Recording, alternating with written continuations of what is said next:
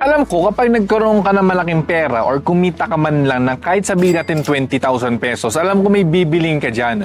Pre, bilang isang tao na bagong negosyante lang at kumita lang ng malaki at bibili ka na ng bibili na kung ano ng mga bagay.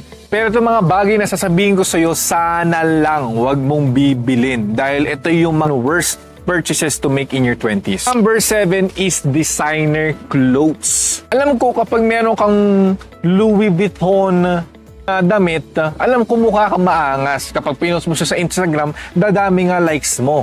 Pero yun lang ang dumagdag yung likes. Pera mo, hindi dumagdag, nabawasan pa. Ano kung bibili ka ng isang designer clothes tapos kita mo na mas higher value, pwede mo pang gawing business yun.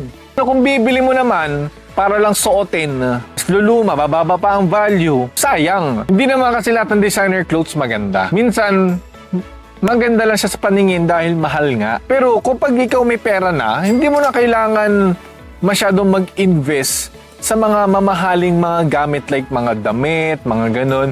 Pwede ka siguro mag-invest sa mga damit sa H&M, Uniqlo. Hindi mo na kailangan ng mga designer clothes like Gucci, Louis Vuitton, Chanel at yung mga iba-iba pa. Pwede ka maging practical kasi ang damit, susuotin mo lang yan. Luluma at luluma yan in the future. Ako ang damit ko galing lang sa Shopee, galing lang sa Shein. Hindi ako masyadong bumibili talaga ng mga designer clothes